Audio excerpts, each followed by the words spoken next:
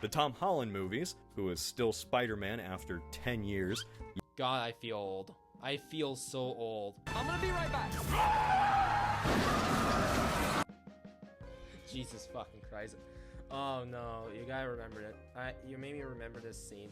In 2000, Marvel rebooted many classic characters with the Ultimate series. Yeah, I read bits and pieces of Ultimates.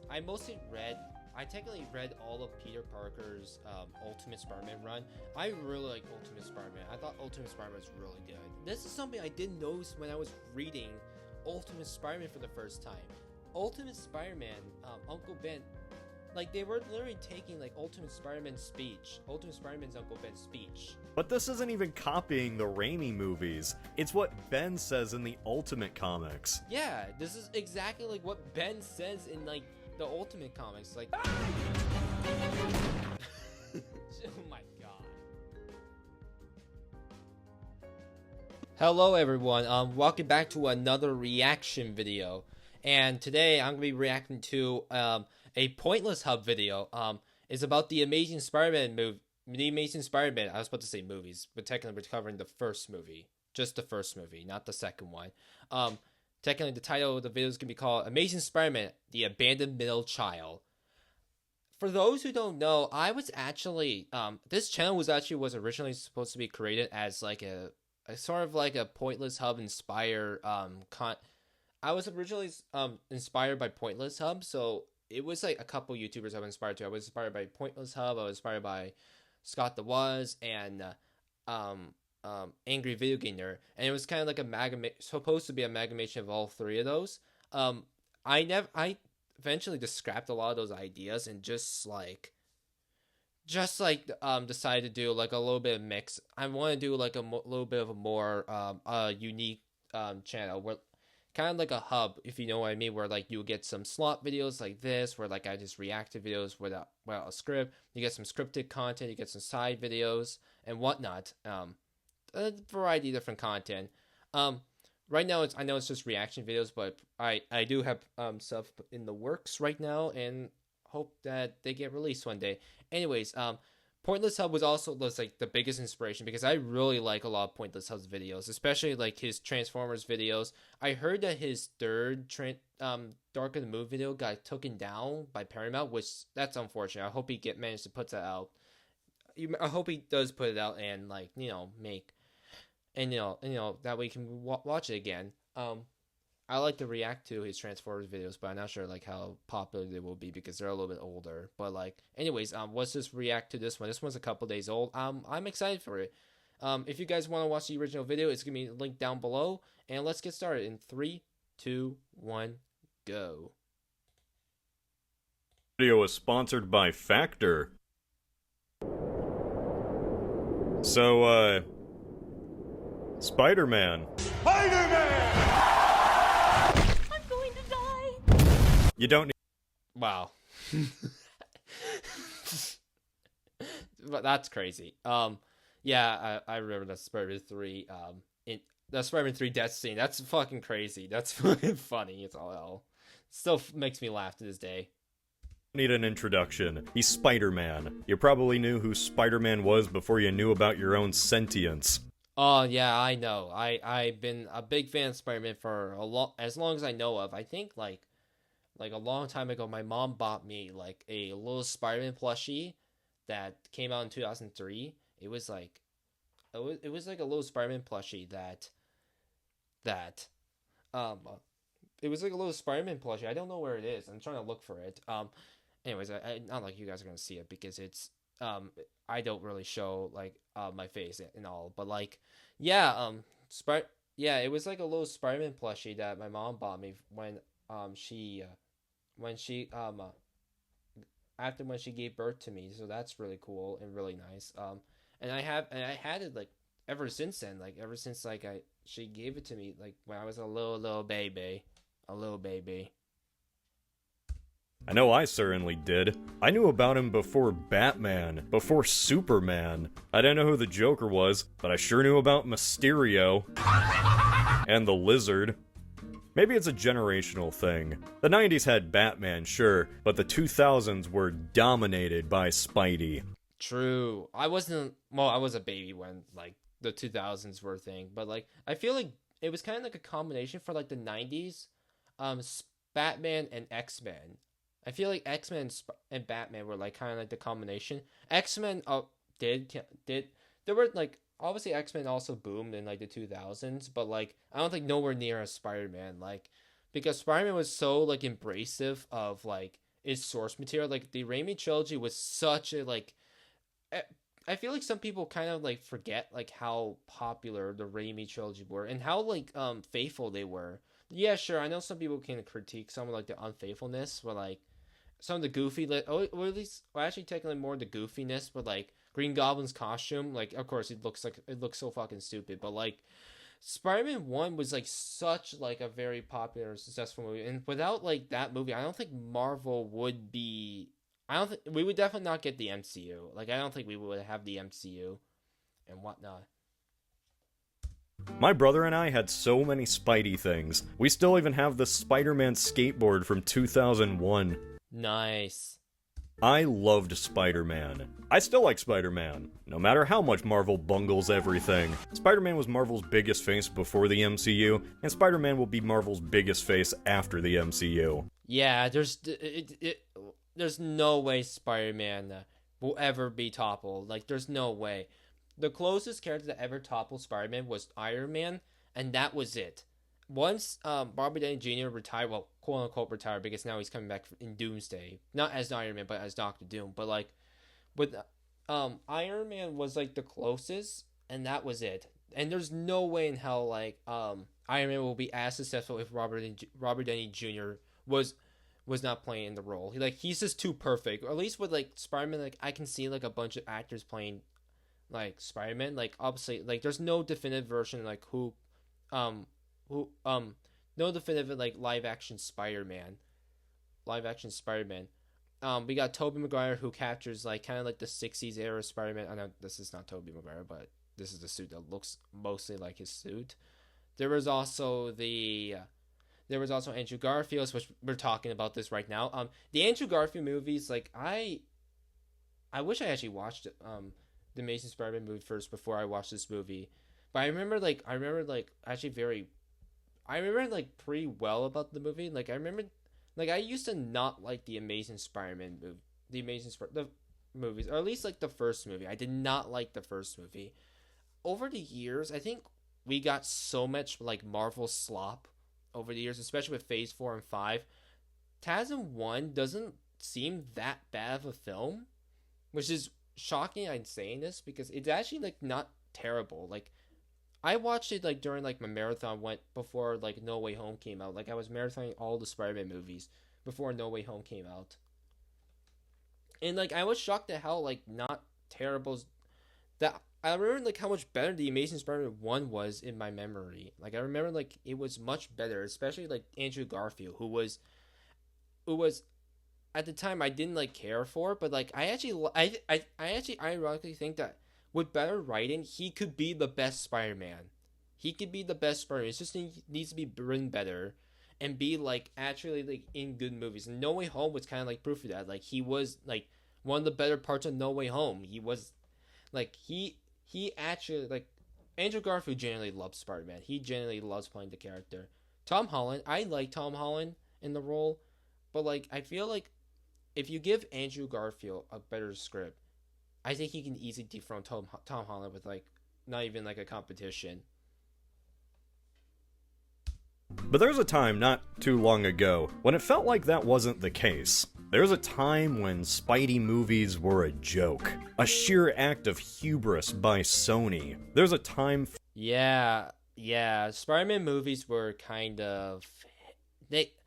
Spider-Man kind of went from a low point for a little while. It really started with Spider-Man 3, and the TASM movies weren't beloved because TASM 1 like came out like, think about this, TASM 1 like it was a reboot of course, but like it only came out like 10 years after the original, and 5 years after Spider-Man 3 have concluded, Spider-Man 3, and like it's crazy how much of a turnaround that movie was, and it's gonna like compete a lot. It was 100% gonna compete. Obviously, comic book fans are okay with it because they get like a reboot once every like 5 years. But like for movies, that's not even like that long ago. Like 5 years is not like a long time. Well, for movies, of course, reboots tech only should like only take like 10 like only should like really take like 20-30 years after the original. But like TAS1 reboot after Spider-Man 3. It's like immediately, and it was always going to compete with like um uh, the originals, and of course like the Amazing Spider-Man 2 did not help. That movie sucked. That movie sucked. Some people say it's good. It's a good movie. It's not a good movie. It's like flat out just not a good movie. 4 words sent shivers down the spines of any man-child in the 2010s. Andrew Garfield Spider-Man. So I'm here to ask a very important question. What was the big deal? There have been 3 distinct... He was always going to have trouble with like competing with Tobey Maguire's because Tobey Maguire's is just so iconic as Spider-Man. And the Raimi movies were so iconic. Even Spider-Man 3, for all of his faults, it left a memory for a lot of people. People remember that movie and remember it very well. Distinct phases of Spider-Man live-action movies. The Raimi movies. Yes, I know. We all love them. Okay, stop clapping. Spider-Man 2 is like a freaking like close to be a masterpiece. That movie's freaking amazing. That movie's such amazing. The only movie that topped Spider-Man 2 is Into the Spider-Verse and maybe Across the Spider-Verse. I haven't seen Across the Spider-Verse in a while, so I might have to revisit that one, but like yeah, Spider-Man 2 is like a great movie. Shut up. The Tom Holland movies, who is still Spider-Man after 10 years. God, I feel old. I feel so old. I remember when I first saw Civil War. When I first saw the second trailer for Civil War, I was so fucking shocked because I remember seeing articles of Spider-Man joining the MCU. I completely didn't fully believe it. It wasn't until I saw the second trailer for Civil War, and Spider-Man literally showed up. I was like, holy fucking shit, we actually are getting Spider-Man in the MCU. This is so cool. And yeah, and ever since then, he's been around for 10 years now. Crazy. 4 movies and 3 guest appearances. Again, I think, I don't know, to me, I wish that we had more guest appearances in between the long wait that was between No Way Home and Brand New Day, but still, I'm glad that he's still kicking around, and I'm glad that we're getting a second trilogy because it's time for him to finally have a really good movie, because we had good movies with Tom Holland, but none of them were great. None of them were on the par with Into the Spider-Verse movies or the first 2 Raimi movies. We need a Spider-Man movie with Tom Holland that's on par with those ones, and I hope Brand New Day is that. Yes, you are old. Then there's the middle child. The black sheep as far as most are concerned. The Amazing Spider-Man 1 and 2. I'm gonna be right back! Jesus fucking Christ. Oh no, you gotta remember that. You made me remember this scene. Fucking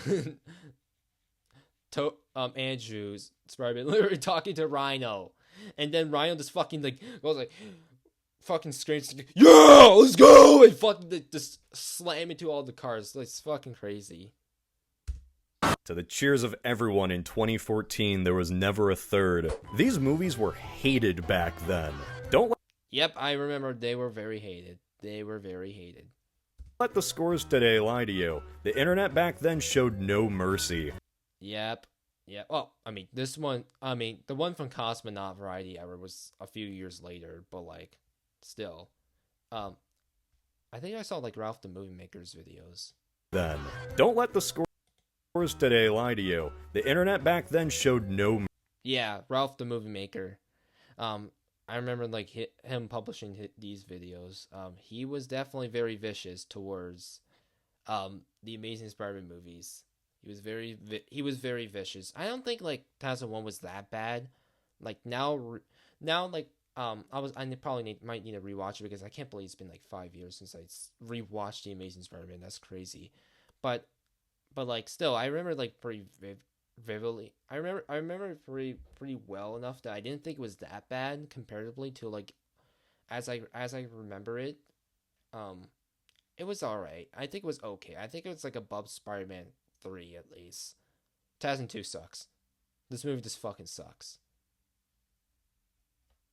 Mercy. They were the easiest punching bags. I was on the internet at the time. I was in the trenches. I watched anything that made fun of these movies. And that's just kind of how Ooh, PointlessHub was a Twitter fan, a Twitter Redditor, fucking in the trenches. it was. The Garfield movies were a mistake. That's how I saw it. That's how I thought everyone saw it. Until last year. You see, a few months ago on Twitter, I started getting bombarded with the same clip over and over again from those cinema bot accounts. And all these posts were the same, praising the opening of Amazing Spider-Man 2.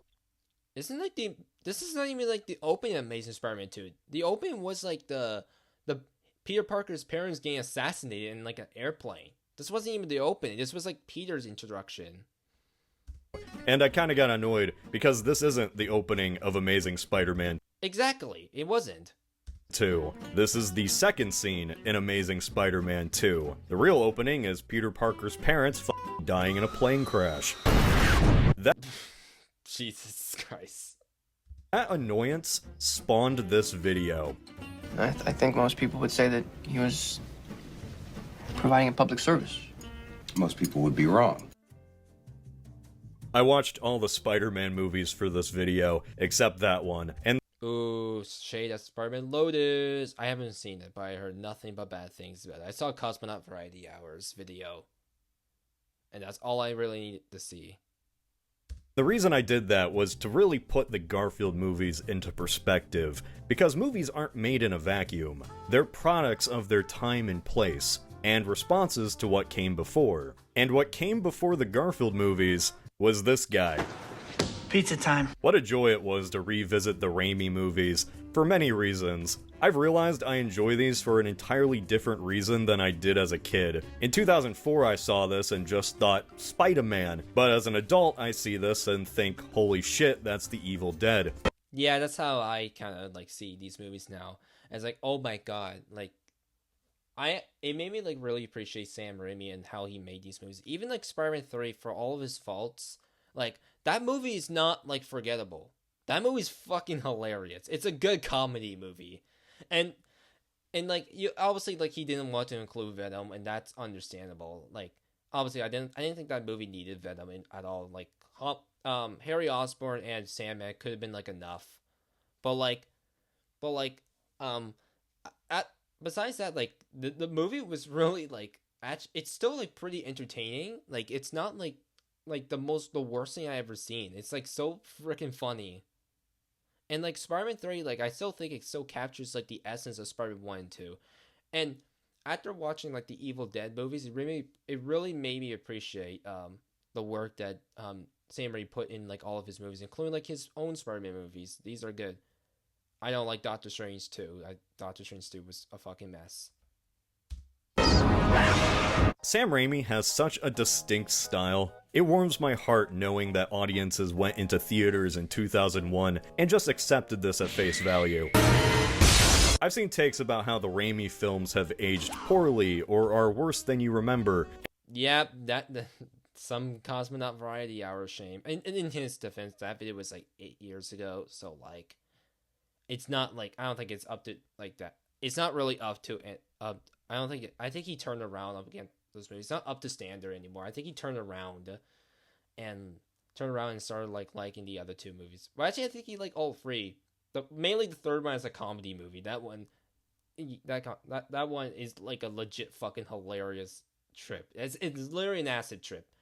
Acid trip. I highly recommend people go watch that movie. Just like watching the first two compared to Spider-Man 3, it's like a fucking wild like jump. We got like the first two movies that have like, you know, only like one villain, to like Spider-Man 3 was trying to juggle 3 villains and be a conclusive end to like the trilogy, and it just doesn't work whatsoever. Like Harry Osborn becoming like the new Goblin, like that one makes sense.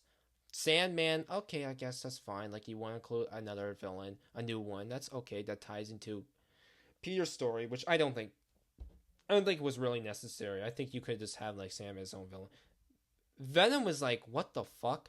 It's a character that Sam did not give a flying fuck about, but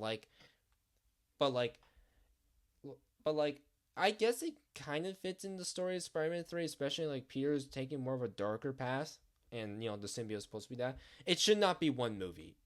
Venom should have been saved for like Spider-Man 4 or 5, not the end of like the trilogy, or at least that trilogy, if they were planning to do another trilogy with Tobey.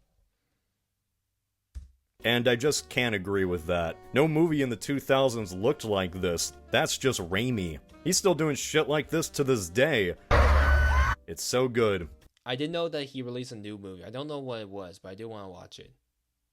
As a grown adult, I can view these movies as what they were intended to be. Pure camp. I surrender!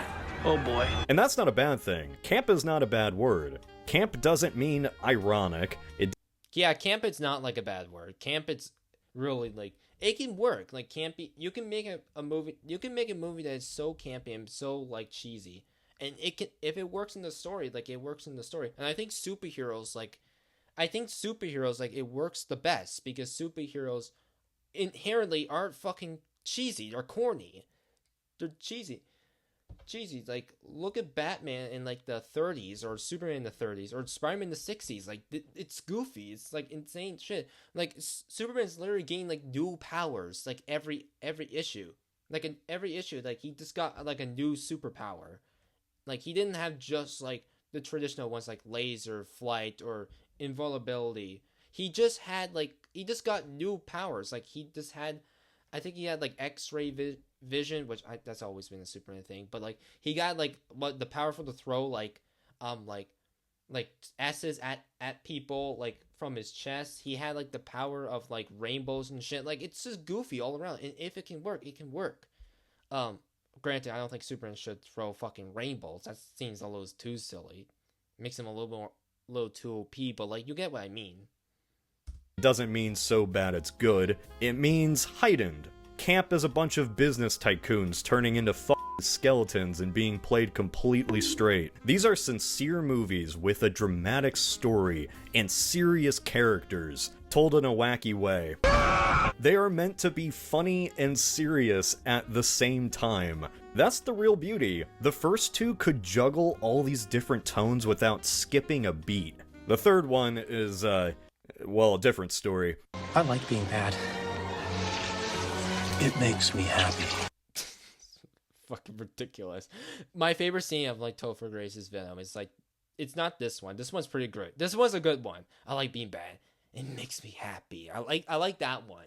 But the best one is easily the church scene, where like Peter's like fucking ripping the symbiote off, or at least he's about to, and then you get like Topher Grace, like Eddie Brock, literally like walks into church, and it's like, Jesus, please do me one favor. I want you to kill Peter Parker. Fucking begging Jesus to fucking kill Peter Parker is so fucking goofy. I think that scene, made me realize that, yeah, this guy is probably miscast. This guy is really miscast in the role. Spider-Man 3 is bad, but it's not bad for the reasons people thought it was in 2007. Everything with Bully Maguire is a piece of modern art. Yeah, Bully Maguire is literally peak cinema. It's like not even a competition. This guy, there's no one's gonna like compete. No meme is gonna compete with Bully Maguire. Well, maybe actually a few of them. I can't name the top of them. Maybe Mr. Frog could beat Tobey Maguire, but like Tobey Maguire is literally not Tobey Maguire. Bully Maguire is literally like the most powerful individual. You can't stop this guy. The jazz scene. This guy does jazz. He beats women, and like he's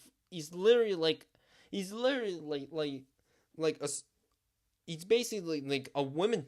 He literally can steal your fucking girl. Like, he stole Eddie Brock's girl, like, with ease. This guy's a fucking, like, legend. Was too advanced for the general public's feeble little minds. Exactly. Oh, I like that sound effects. Those were funny. Art. The jazz scene was too advanced for the general public's feeble little Yeah, that sound effects. No, that was funny. That was pretty good. That was pretty good. minds. Now dig on this. While 3 landed with a mixed reception, at least at the end of the day, the trilogy was over. Yeah, in all fairness, like comparably to like other Marvel trilogies that came out like during around that time, like the Fox X-Men trilogy and the Blade trilogy, I think the Raimi trilogy is probably the best of those 3, and like it's only because like the third movie is not as bad as those ones. The third movie is just fucking memeable. It's such like a goofy fucking movie. It's a mess. It's an absolute mess. But like, I think I would take Spider-Man 3 over any day than like X-Men: The Last Stand or Blade Trinity. I would take Spider-Man 3 any day of the week. This movie's a fucking gem.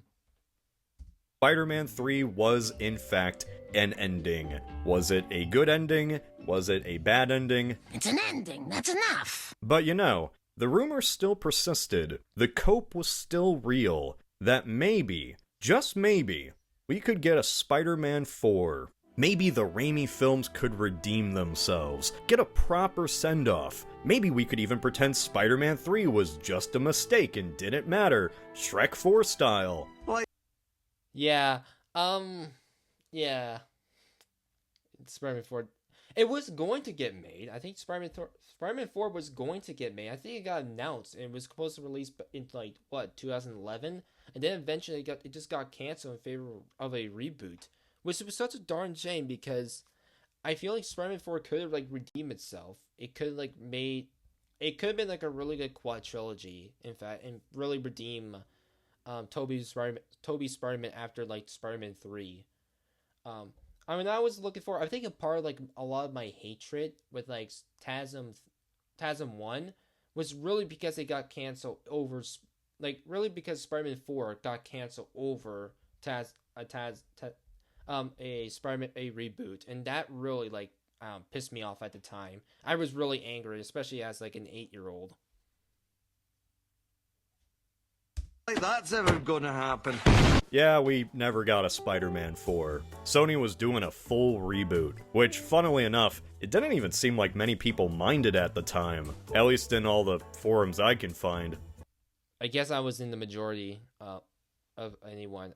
I was pretty pissed off. I was pissed. When I first heard that announcement, I was pretty pissed that Spider-Man 4 was going to get canceled. Spider-Man 4 got canceled in favor of a reboot. It's only because, like, I think I wish that we got one more movie to send off Tobey Maguire's Spider-Man isn't like a mess that was Spider-Man 3. I don't know. I think that really made me angry at the time. I guess now these days, like now we got No Way Home, and that was a pretty decent send off. And let's see, like if Doomsday or Secret Wars is gonna bring back Tobey and Andrew. I think they will. Like there's just no way they won't. They just won't. You really forget how hated Or Beyond the Spider-Verse. I think Beyond the Spider-Verse probably would also. Spider-Man 3 was. Everyone just went, okay, fine, start over, as long as it's not another origin story. Then it was another origin story. Hey, I'm Chef Bob. Yeah, it was a little bit late. And also, I'm not skipping the ads for watching it. Bobby Boobadelli. As a broke college student who fights crime, I ironically did not have the time to cook. Which is funny because my superhero persona is also a chef. Luckily, I have the sponsor of today's video, Facta. Facta delivers delicious cooked meals right to your door. All you gotta do is put them in the microwave for 2 minutes and you're ready to go. I went with the chef choice meals for this one. I had such quality options like chimichurri filet mignon. Wow, it tasted good. I like steak. How about some pasta? They got pasta too. I forgot to record what the actual name was, but trust me, it's some quality stuff. These are meals made with balanced macros and at least 2 vegetables per meal. Built to help you hit your nutrition goals this summer. 97% of people say Facta has helped them live an easier life. So why not try Facta out? It's an easy way to have home-cooked meals for those who don't have the time to cook. Like yours truly, I'm beating up thugs in the street. Head to Factor75.com or click the link below and use code PointlessHubFB50 to get 50% off your first Factor box plus free breakfast for 1 year. That's code PointlessHubFB50 at Factor75.com to get 50% off plus free breakfast for 1 year. Now, if you don't mind me, I gotta go swing from the buildings. That's my bit this month. That's what I'm doing. Jesus Christ. Jesus.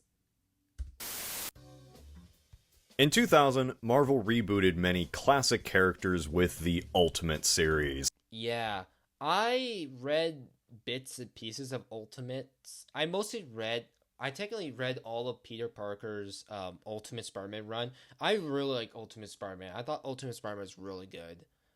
It was definitely one of the best Spider-Man comics that I read. For the first time since his inception, Spider-Man's origin was and also my introduction to comic books as a whole, especially. Damn, I can't believe it's like that was like 2018. Damn, that was 7 years ago. I feel old now. Yeah, 7 years ago, I went to like a comic book convention and I bought like 3 comic books because I really wanted to get into comic books at the time. One of them was Ultimate Spider-Man Book 1 or Volume 1, Batman Year 1, and The Dark Knight Returns. Those were the 3 I bought. Retold. Considering by this point Spidey had over 4 decades of a floating timeline, and then I finished like reading Ultimate Spider-Man Marvel Unlimited because I just refused to buy all the books. It was just too expensive. Way too expensive for me. Reboot made sense to your average comic reader. For your average movie watcher, though, a reboot did not make sense. Average comic reader. Invincible. Oh. Invincible. Oh. So that was a reference? A reference to Invincible? Oh, interesting. That was interesting. For your average movie watcher, though, a reboot did not make sense. Especially after the most successful trilogy of the 2000s. The Amazing Spider-Man, ironically, should not be called Amazing Spider-Man. It has more in common with Ultimate Spider-Man, if anything. Peter Spider-Bite is connected directly to Oscorp. His parents died in a plane crash. In the behind the scenes, Dennis Leary says he was casted because he looks like Ultimate Captain Stacy. That's really where the similarities end. But my point here... Ooh, interesting. Interesting. I didn't think he was that bad of a character. I thought Gwen's father was actually Captain Stacy was like was actually one of the better parts of TASM 1. I thought he was like pretty good in that movie. Is that Ultimate was meant to be the jumping on point for new fans. The Amazing Spider-Man kinda just confused. And it was a jumping off point for me. I really like Ultimate Spider-Man. I thought it was a good book. I didn't read Miles Morales' run. I did try reading Miles Morales' run, but like I don't know. I didn't like his first initial run. It was kind of boring. It was kind of like Ultimate Spider-Man again, like Peter's origin, but like just kind of like this time now we got like Miles this time, and I don't know. It was kind of lame. I do think Miles didn't get better until like other medias started to put him into other stuff. Like Miles was a good character in the Spider-Man PS4 game. He was also a good character in obviously his duology right now, or pretty soon trilogy, Into the Spider-Verse and Beyond the Spider-Verse. He was good in his own game. I like his own game. I kind of mixed feelings on Spider-Man 2. I think this might be a hot take, but I remember liking Miles' story a lot more than Peter's story. I thought Peter's story was very messy. It had more interesting stuff, but it was very messy, where Miles was more consistently decent. So I don't know. I probably have to replay that game. Used people. Today, your average moviegoer gets the whole multiverse thing. Hell, Spider-Man has like 3 movies about that by now. Yeah, the multiverse. I'm so sick of the fucking multiverse. Well, Spider-Man is pretty good with multiverse. Again, like, it's really thanks because of No Way Home and the Spider-Verse movies. Other than that, I think, like, the multiverse concept, I'm just kind of sick of it. Well, actually, technically, Invincible did pretty good, so... Invincible did pretty well. Now, but rebooting the character back in 2012 just felt wrong. Redoing the Spidey origin only 5 years after Spider-Man 3 felt wrong. Like, that's the time difference from now and No Way Home. Yeah, it was pretty crazy to think that we're getting a reboot of Spider-Man 5 years after Spider-Man 3. After the original Spider-Man, Tobey Maguire Spider-Man's concluded. The only reason why it came out 5 years after was really because of two things. It was really two factors. One, Sony needs to produce a Spider-Man movie like once every 5 years. If not, then the rights would just revert back to Marvel. And two, it was because Spider-Man 4 literally got canceled, and they had to get a Spider-Man movie out. The best comparison I could make here is Batman, and Warner Bros. At least waited 8 years before having the most drastic tonal shift ever. Can't believe these came out less than a decade apart. Yeah, that's crazy. Batman Robin, I heard stories that movie literally killed superhero movies for like years. It wasn't until like X-Men 1 came out. Like, X-Men, well, maybe not X-Men 1, Spider-Man 1 more so, but like, it wasn't until like Spider-Man 1 came out, it literally revitalized superhero movies as a whole. X-Men 1 and Blade 1 did pretty well for themselves. Like, obviously they revitalized the Marvel as a whole, but like, they weren't like the super big hits that a lot of people making about. It's really, Spider-Man 1 was really like the juggernaut hit. Blade 1 and X-Men 1 were hits. Spider-Man was a juggernaut hit. Well, that's actually a good pun I just said. That's a really good pun. Anyways, whatever. Whatever. The point is, like, Spider-Man 1 literally revitalized superhero movies as a whole. Without Spider-Man 1, there is no MCU. And there's no, like, superhero movies as a whole. Batman Begins, the Dark Knight trilogy as a whole, the DCEU, well, actually, it's probably a mistake. Anyways, whatever, it doesn't matter. The DCU, anyways. The point is, like, Spider-Man 1, like, without Spider-Man 1, like, we wouldn't have superhero movies would not be the same. That's fucked up. What killed the dinosaurs? The Ice Age! The selling point for Oof. Batman Begins made sense. There was a big difference. But for The Amazing Spider-Man, it wasn't following up Batman and Robin, though it was following up this. I'm gonna cry. In the behind the scenes, the studio said that this new Spider-Man would be more realistic, more grounded, an opportunity to explore Peter Parker in a high school environment, which the original trilogy moved on from too fast. And while I'm sure there was genuine interest from those involved in doing a different take on Spider-Man, this is still Sony. The main reason they did a reboot was because Spider-Man 3 was the 12th highest grossing movie of the 2000s, and also to retain the rights. The biggest hurdle Amazing... Yeah, it was really only because of the fact that Spider-Man just prints money, and it just to retain and they needed to retain the rights to Spider-Man. That's like the only reason why they did a reboot so quick. Is really because they wanted to retain the rights, and Spider-Man 4 got canceled, so they had to fast track like a new movie.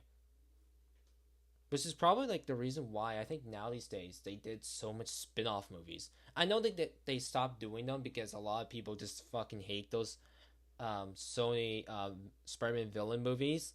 But like, I think that's the reason why they made those in the first place. Really, was just because they wanted to like make sure like a Spider-Man movie was out. So like, hey, we're gonna make this weird spin-off movie. It wasn't because they want to build a universe. It's because it was real. Well, maybe part of it was really wanted to build a universe, but like there was no connectivity between every movie, outside like vague like references. Outside like vague references, like that was really it. That's not like the only reason why they made those movies. I think really because they want to like make a Spider-Man movies quick, but it also doesn't like revolve Spider-Man. So like there's like a little bit of a loophole.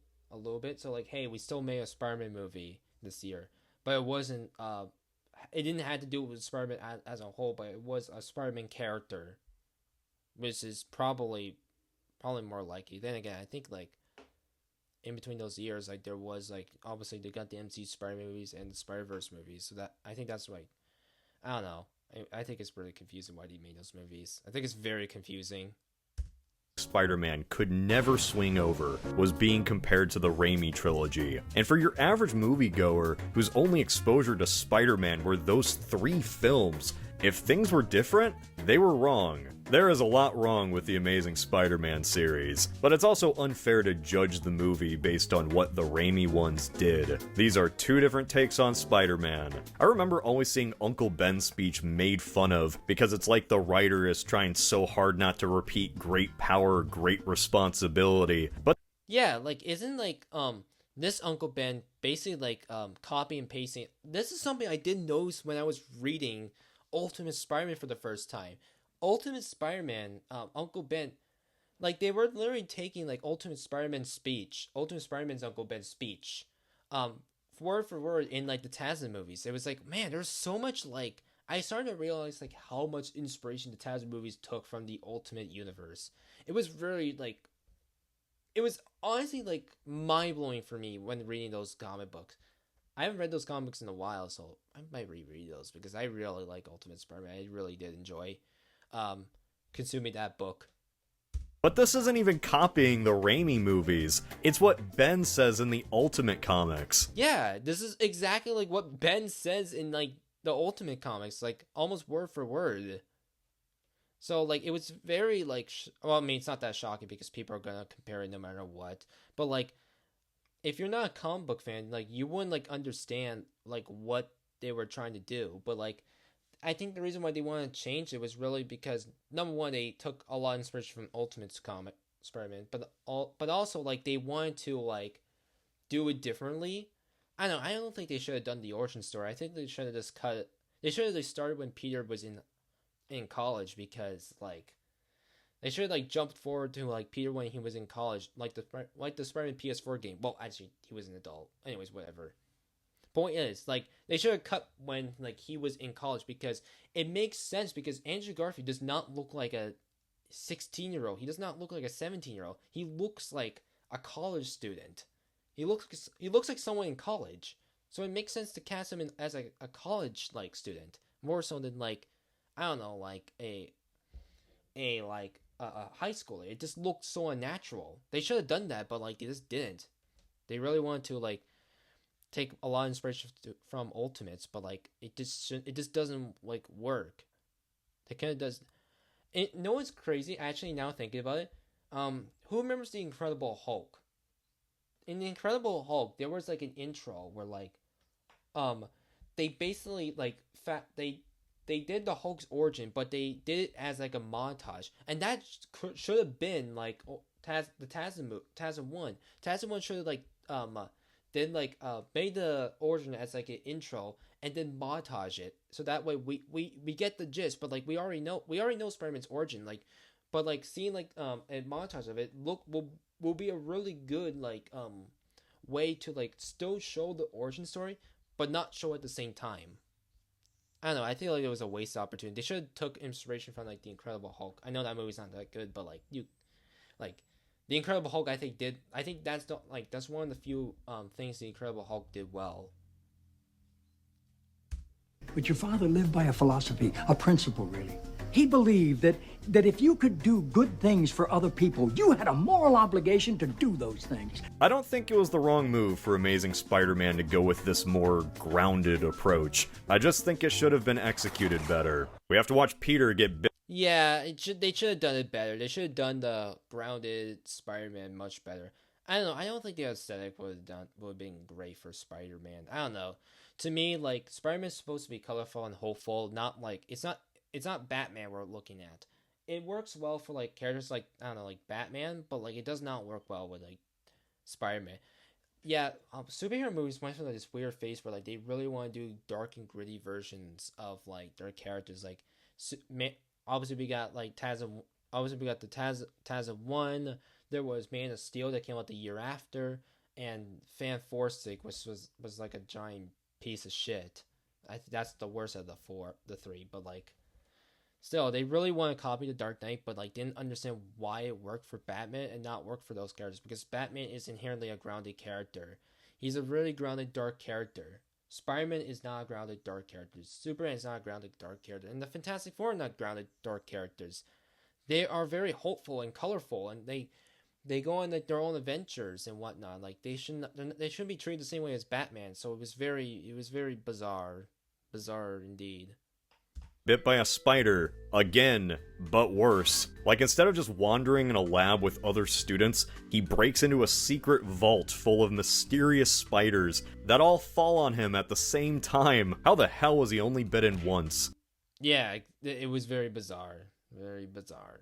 And we also had to watch Uncle Ben die again, but worse. Actually, no, I take that back. The way Uncle Ben dies is just so funny, I can't hate it.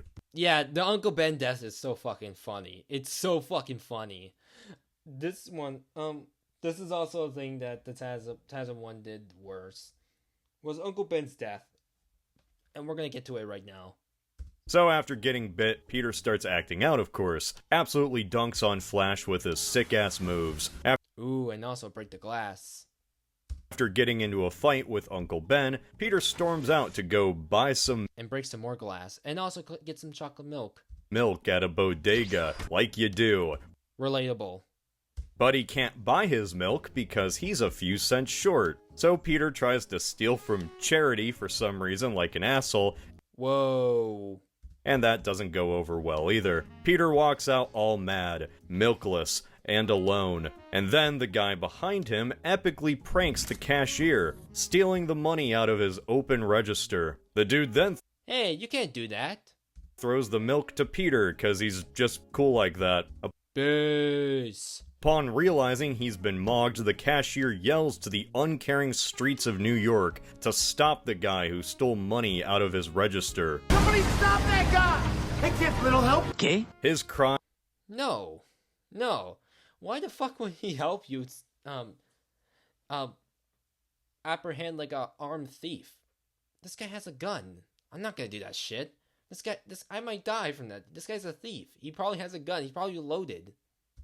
Eyes fall on deaf ears for all, except for Uncle Ben, who was out and about trying to find Peter. The robber trips on some people, falls, and his gun slips out onto the street right in front of old Ben. So what is Uncle Ben to do in this moment? What would you do in this situation? I'll tell you what Ben does.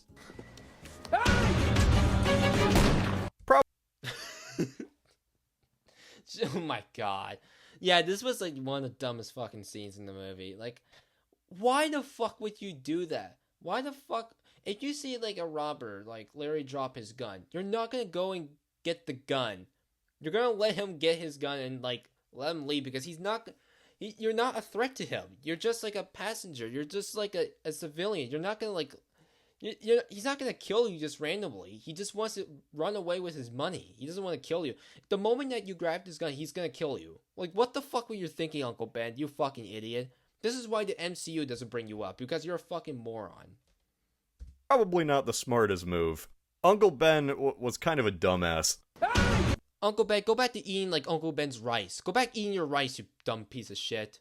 Now, it might seem cruel to laugh at that, but was Uncle Ben in any danger from this robber? In other incarnations, he's getting robbed directly on his property, but this Ben is just strolling the street. This robber stole from the cash register, which, yeah, is wrong, but he didn't use the gun in a crime. In a way, this robber's personal property fell onto the ground, which Uncle Ben then leaped for to try to take it from him. He was like, Jesus, take the wheel. It's like, what the fuck were you doing, Uncle Ben? Yeah, this was a dumb change. They should not do this. They should have done like the Raimi movies did, or like what the comics did, not like whatever this was. This was like very stupid and over this complicates Uncle Ben.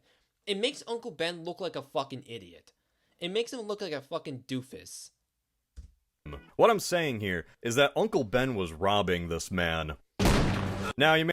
True, I guess so. In all fairness, he was.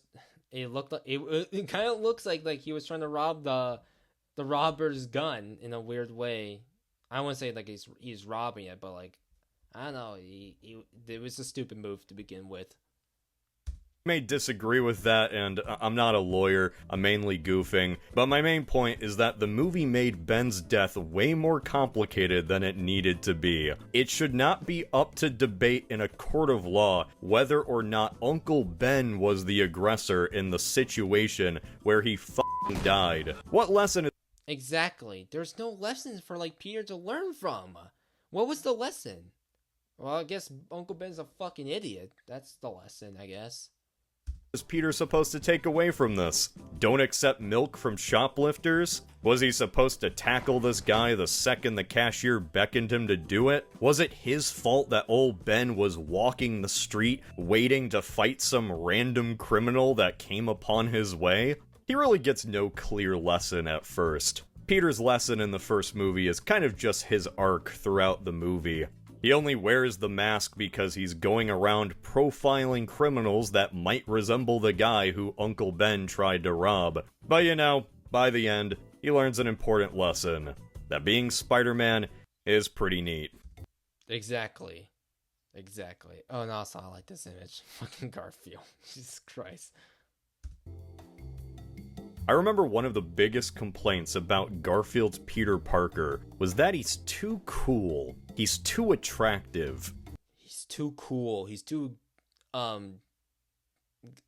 dank neat. I don't know. I thought he was fine. I used to have these criticisms. I don't know. I don't have them anymore. I think the criticism, the fact that he looks like more like he looks more like a skater punk. I thought it was stupid. I don't know. Which, man, imagine being Tobey Maguire and hearing that. That's kind of— Exactly. What are you calling Tobey Maguire ugly? You're telling me like a fucking ugly nerd? Like, he's not ugly. Like, both of them are not ugly. They're like attractive males. No homo, but like they look like attractive males. They're not like ugly. kind of rude. You're telling me this isn't the perfect man? They love me. A common sentiment back in the day was that Andrew Garfield was too cool to be Peter Parker. I think 90% of those complaints were really just because he had a skateboard. And I agree, the skateboard was dumb as hell. Yeah, I agree. I don't like the fact that Peter has a skateboard, but like, I don't know, I also don't really care all that much. You can just see the studio meddling to make this Peter modern. There's more criticisms that you can make a Taz of one, not the fucking skateboard. I don't care much for the skateboard. And relatable. But it wasn't just the studio involved here. Director Mark Webb purposely didn't want Peter Parker to be a nerd. He wanted to reimagine Peter as an outsider, as a drifter. I view Peter Parker as, not as necessarily as a nerd per se, because I think nerd in the current world means a different thing. I don't know, Mark Webb. I think nerds still existed by the early 2010s. Yeah, nerds still exist. They're not as... I think they're more, like, less... They're less... Nerds are not as... I don't know. I don't know how to say, like... I don't think, like, nerds... They still, like, somewhat exist. In anything, I think more geeks more exist. Like, there's a difference between nerds and geeks. Geeks is more, like, people who are fans of different media. Where nerds are more, like, They're more like educational, like history or math or whatever.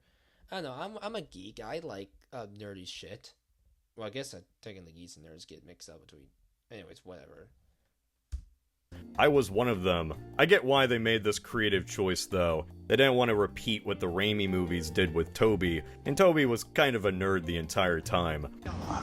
Yeah, he never outgrew the nerd persona. He was always a nerd thick and through throughout the entire trilogy. To see this show, you just let me in, I'll stand in the... Also, dressing Andrew Garfield up like Urkel probably wouldn't have worked.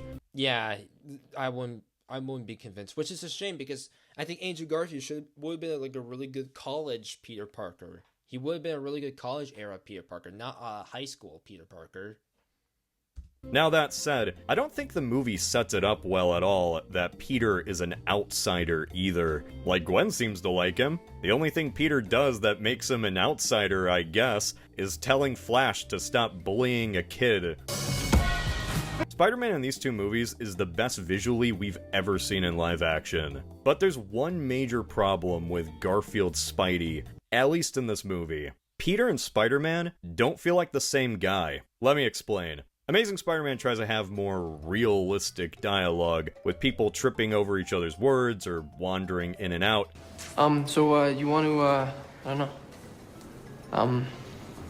Want what? I don't know. Just, I want to fuck you, Gwen. I want to fuck you. That's what I want to do. I want to fucking fuck you so badly. I should not be saying that. Technically, these are teenagers, but whatever. It's doing a different thing than the Raimi movies, where literally every line was precise and purposeful. He stole that guy's pizza! But the beauty of Tobey Maguire is that he's already kind of a fucking weird guy. He didn't need to try to be awkward. That's just... Yeah, Tobey Maguire is always like kind of like a weird guy. I think that's why he was so perfectly cast in the Raimi movies. It's just because like he was already like kind of like a weird guy. He was always pretty awkward. Andrew had more like unfortunate uphill battle because he was never like particularly that much of an awkward guy. He was always pretty charismatic. Just him. And to you for sending in your questions. Please check out our see our movie. Andrew Garfield is not awkward, though. The fuck, that seems so fucking funny to me. He comes off like a guy actively trying to be more awkward than he actually is, and you can see through the illusion. This hurts Peter the most, because he'll bounce between this awkward, aw shucks guy to, well, Spider-Man. Yeah, Andrew Garfield does not convince me as like an awkward guy. He's more charismatic, which is a shame because he should have been like he would have been a great college era Peter. Like I said before, like he will be a great college era Peter or like an adult era Peter, not like a high school era Peter. Like I don't know, to me, like not like an early years Spider-Man, but like a late years Spider-Man, like kind of like the PS4 game, kind of like in that. Like he should have. That's what the story should have took in. It should have been like more like established Spider-Man, but unfortunately they just didn't do that. They just decided to retell the origin, and I don't think that it really worked for Andrew in particular. In the comics, Spidey talks a lot, and that's fine. Spidey never shuts the fuck up, that's just his thing. Spidey allows Peter to say stuff he normally wouldn't, like he can insult Jameson right to his face and get away with it. When it comes to adapting that, though, you have to balance that right. Spidey and Peter should feel like the same guy, and half the time here, he doesn't. It's like Peter literally changes personalities the second he puts on the mask. Okay, I gotta tell you this one thing, and it's about the vigilante and the car thief, alright? Somebody's been a bad lizard. The movie tries so hard to juggle its lovable, awkward Peter and this chatty, sarcastic bug. It just comes off as Peter is either faking his awkwardness or the Spider-Man mask works like the Jim Carrey one, and he becomes a funny cartoon character. Is that a real knife? Yes, it's a real knife. My weakness, it's small knives. If they had just toned Peter's personality down in either direction, it could have worked more for me. There's a lot to love about this version. Yeah, I feel like if they just did like, I don't know, I said this probably a million times by now, but like if they made Andrew Garfield a college era or adult era, he would have worked way more. Not like as a high school era. I don't think it would have worked all that well. And I think like Andrew Garfield is way too charismatic to be like an awkward guy. Which it makes more sense that he should be a college era or like an adult era. Like someone in their early 20s. A Peter in his early 20s with an already established rogues gallery. I think that would have worked way more than like him in college. Him in high school. I'm not in college. Him in high school. Version of Spider-Man. Like the scene on the bridge. The lizard is rampaging, as he does, and Spidey has to catch all the cars being flung into the river. One car still has a kid in it. Peter takes off his mask, gives it to the kid, and with that courage, the kid climbs up to get saved. It's a great scene. It kind of encapsulates Garfield's Spider-Man for me. Gwen Stacy. No, not that one, or that one. Yes, that one. Honestly, it was a decent pick. I actually prefer, they did Gwen Stacy before MJ. And it's only because, like, I feel like Gwen is very important in Peter's life. especially like this is the first time Peter this is, well, not maybe not the first time, but like one of the few times where like Peter could have like this was a tragedy that could have like been avoided. Like Gwen's death, it could have been like a tragedy that could have been like avoided, but like since Peter still really likes Gwen, likes to be around with her, eventually like his life as Spider-Man got the best of him, and eventually like one of his villains, the Green Goblin, managed to find Gwen, managed to know who Peter's identity was, and struck his heart and fucking like and killed her, and like I think that's like a really good like storyline for Peter, especially like this tragedy could have been like very much avoided, especially with Captain Stacy after Captain Stacy's death. But like since Peter like refuses to like stay away from Gwen for like at least a little bit, it eventually like catch up to him. It's in the comics, at least, not in the TASM movie. Well, in the TASM movies, somewhat. TASM movies tried to do that, but like it just didn't work because we barely know these two. We only had 2 movies with these two. They did this as like the end point of a third movie. I think that would have been a much better choice than like the second movie. The second movie is just jam packed with way too much stuff.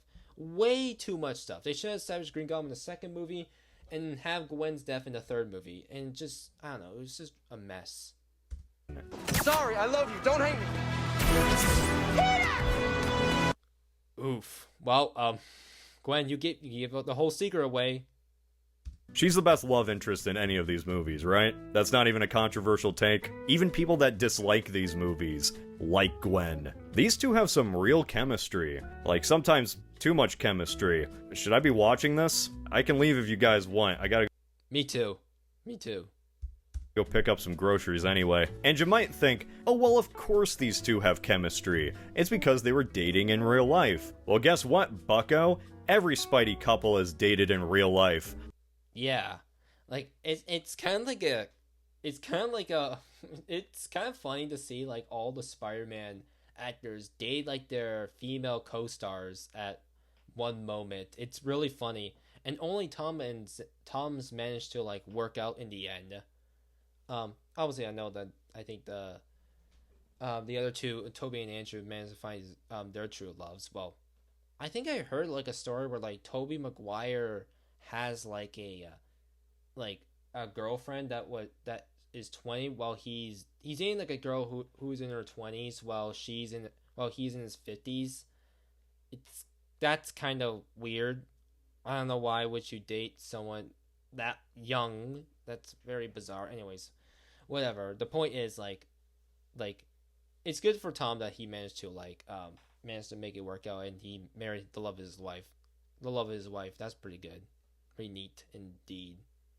That's just a thing that happens. Amazing Spider-Man was the only one that actually translated that onto the screen. What this movie does... Yeah, I think the love story between Peter and Gwen is probably the best love story in a Spider-Man movie. I think that's the only story that worked in like the Amazing Spider-Man movies. Again, like, Gwen's death could be like way more impactful if we had more build-up, and it wasn't like TASM 2 wasn't a clusterfuck of a movie with too much storylines and too much setup for future movies. It could have been like really good, but it just like was so rushed. It felt like everything was so rushed and so convoluted. It was just a mess overall. I don't understand why some people think that TASM... I guess I somewhat understand why people like TASM 2, just because the action scenes seem like pretty good, and also the suit is like amazing. But like, other than that, and also the romance of Peter and Gwen is pretty good. It's also good as well. But like, I don't know, like that movie is such a disaster. Like I can't say it was a good movie. It's just a clusterfuck of a film. It's not even like as funny as compared to Spider-Man 3. It's just bad. Just a bad movie. Is excel at letting people just be people. That's what Mark Webb does well, if anything. They got the guy who did 500 Days of Summer to do a Spider-Man movie, and you can tell. What's your name? You don't know my name? My name is Dingleberry Porker. That's my real name. No, I know your name. I just want to know if you know your name. These movies might have bullshit. The fuck? Okay. shit plots, pretty dumb writing, and questionable creative decisions, but I do enjoy those little moments between characters in Peter's life. That's nice. You know, for the most part. Ask a question. Yeah, this guy playing Harry Osborn, he sucked in the role. I did not like him whatsoever. Ask a question. Peter and Gwen is what makes these movies special. Not because any of their conversations are especially funny or memorable, but they do feel real. It's like these two have a dumb language only they understand. I don't know. Or we could do something else, or we could, if you don't, we could. Yeah. Yeah?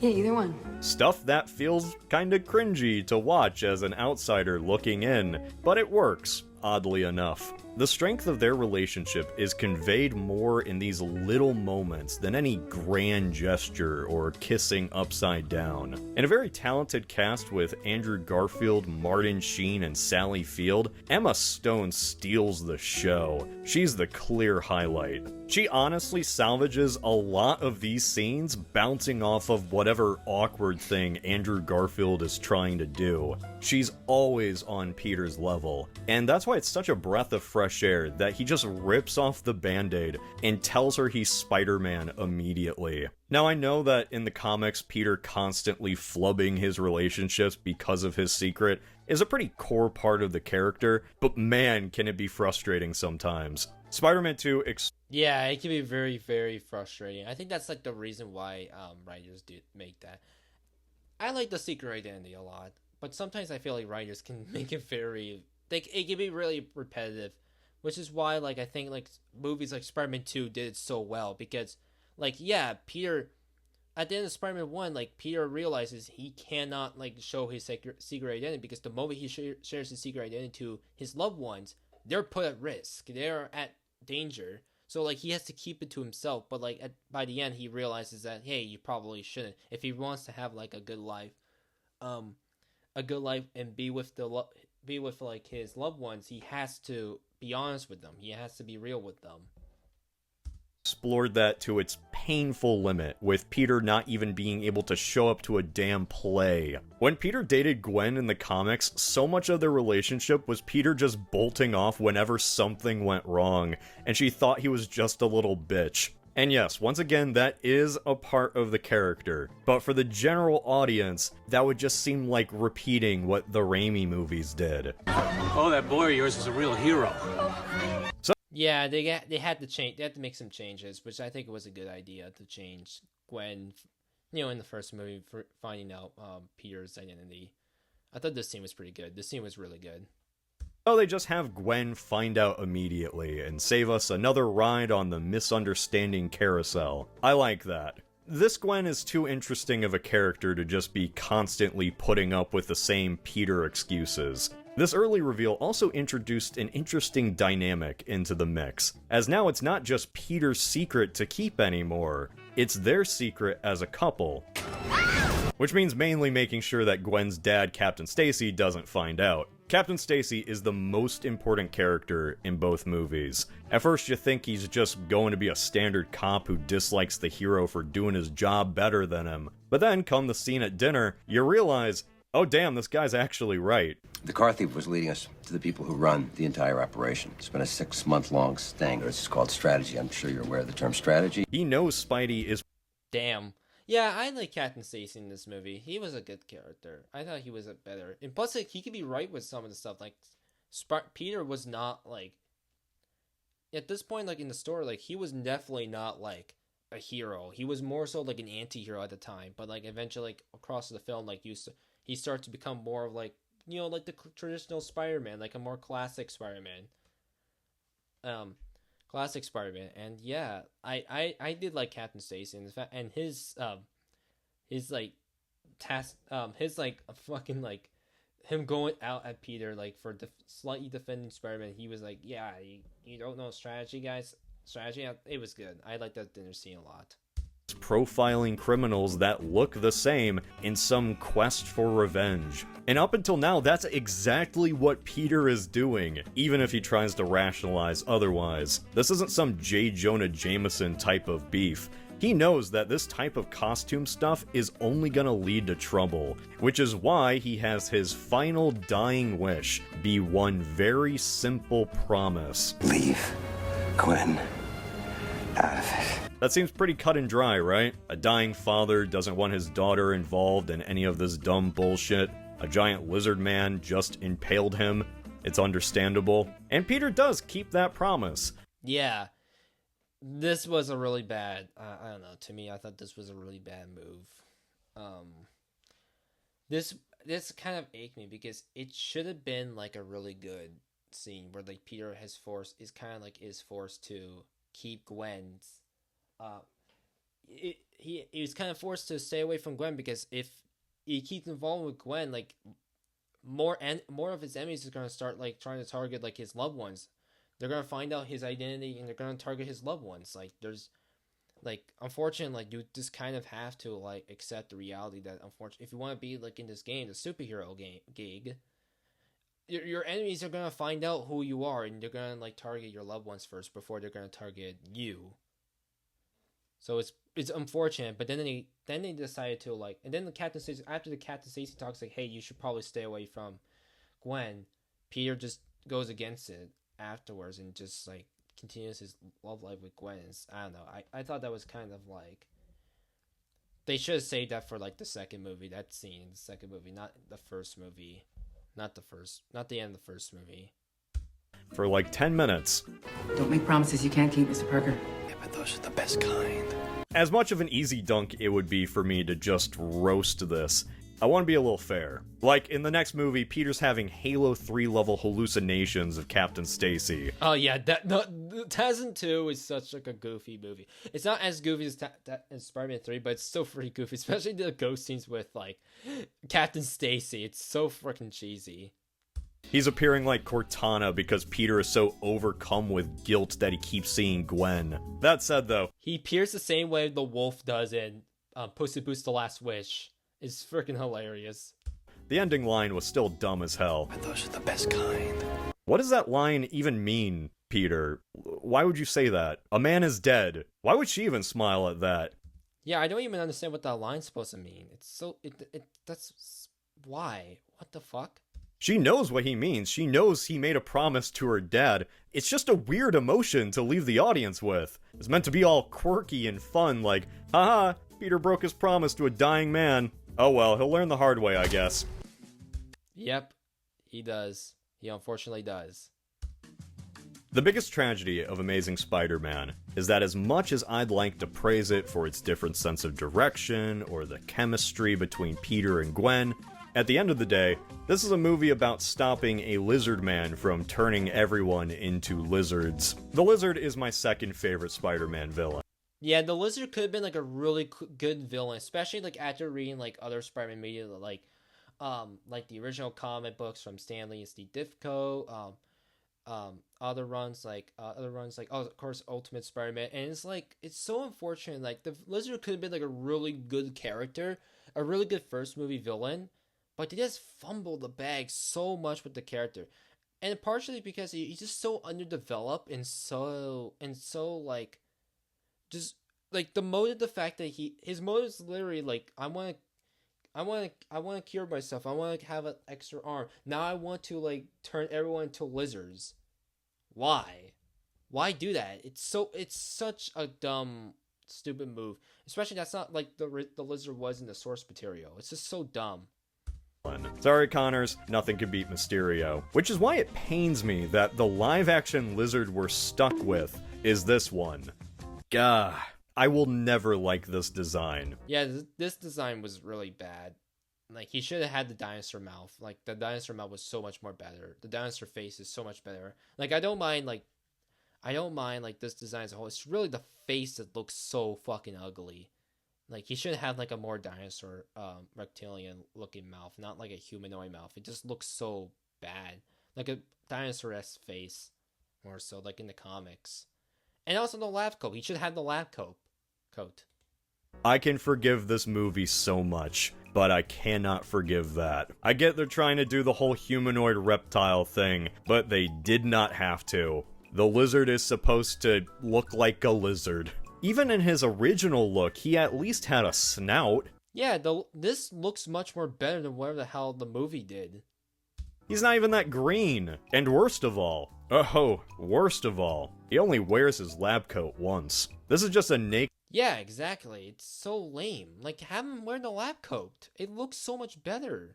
Naked man with a skin infection. I don't care if he's supposed to look uncanny. I wanted a cool-ass dinosaur. Yeah, I want this. This looks cool. This is actually fucking cool. I would have sacrificed every precious Peter and Gwen moment just for that. They say art is subjective, but in this case, oh no, it's objective. The tragedy here is that the lizard could have worked so well, but he just doesn't. I have nothing against Rise Ifans, Reese Afons, Otto Hightower, he does fine. But the biggest problem with Curt Connors in this movie is that he's just too isolated. Curt Connors should not be off-putting. He's a family man. He has a loving wife and son who deeply care about him, and that part of his character is what makes him so distinct from all the other weirdos. It's what makes him tragic. He's a guy who had one bad experiment, and now, on occasion, he might transform and become a monster at a moment's notice. Yeah, that makes the lizard so interesting comparably to other different villains. Like, I know some people like to make fun of, like, the Spider-Man villains being, like, origin stories being, like, a little bit, like, similar. But, like, the lizard is, like, very different. He was just a regular person. Like an actual regular person who was a scientist, who was who was gifted to be really, really intelligent. And wanted to, like, be there with his family. And one of those things, like, he lost his arm. He wanted to, like, regain his arm back, and unfortunately, like, with his new, like, science experiment, turned him into, like, he got his arm back, but, like, he turned into, like, a reptilian monster in the end. And it's, like, so interesting. The movie just doesn't do that well, like, at all.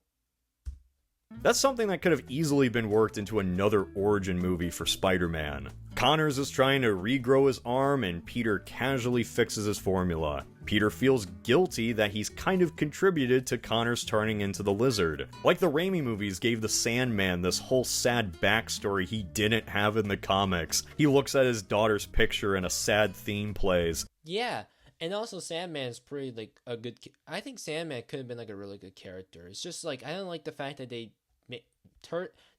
made him, like, be, like, the actual killer Uncle Ben, and it's like, at that point, like, you just made Peter Parker literally just killed, like, a random guy instead. I don't know, it was just so lame. I didn't like that part. But, like, everything else is, like, he was a good character. Everything else is good. Like, I like the fact that he had, like, a daughter that he need to help. He needs to help. Like, it's his daughter. He needs to, like, be there with her. But, like, the fact that he's a criminal, like, and he has these sand powers is, like, sad and tragic for him. Meanwhile, in this movie, the actual family man is just the guy that turns people into lizards with fart clouds. That's all the general audience is ever gonna think of him as. Hey, future Cody here editing this video. So apparently they did give him a son in a deleted scene. Oh yeah, there was a deleted scene with Curt Connors having, like, a son. I don't know. Why cut this out of the movie? This is so important for his character, but, like, for some reason just cut it out for some reason. It's so stupid. The kid is never mentioned again. This climax, man, it's just... Poor Peter Parker. Oh no, the lizard is about to gas up all of New York. Watch out. It ends with a cliche. Oh no, he's creating the coronavirus. Oh no, he's creating COVID. Oh no. It's so stupid. I hate the fact that this stupid fucking plan. I hate this stupid plan. It's so dumb. So dumb. Light in the sky. It's just like, okay. It's so funny that the lizard finds out Peter is Spider-Man because Peter just has his name on the camera. Oh yeah, that is... Yep, that's the scene that everyone makes fun of, including me. Like, what the fuck? Property of Peter Parker. Why you bring a camera that has your name on it? That defeats the whole, like, secret identity thing, Peter. Peter? I thought you were supposed to be smart. Overall, Amazing Spider-Man 1 is alright. Funnily enough, it works best after watching all 3 Raimi movies in a row. You'd think it would look worse in comparison, but it really just helps illuminate what they intentionally did differently, so it wasn't just more of the same. Amazing Spider-Man 1 was, if anything... Sorry guys, I was interrupted. Anyways, we got a few more minutes left. Let's carry on with the video. A decent base to build something on. If the sequel was good, then Sony would kind of have a home run on their hands. All they had to do was wind up the bat and hit the ball. Yeah, Tarzan 1 could have been like a really decent introduction for Andrew Garfield's Spider-Man. And then Tarzan 2 could have been like a really good movie all around, but like it just wasn't. It really wasn't. It's Spider-Man. What could go wrong? Everything went wrong. Everything went wrong with the movie. They somehow burned down the baseball field. Oof.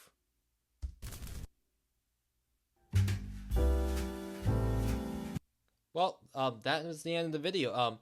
Hope you guys enjoy it, and yeah, I will try to get more original content instead of just reaction videos. But like, yeah, anyways, good video. Go subscribe.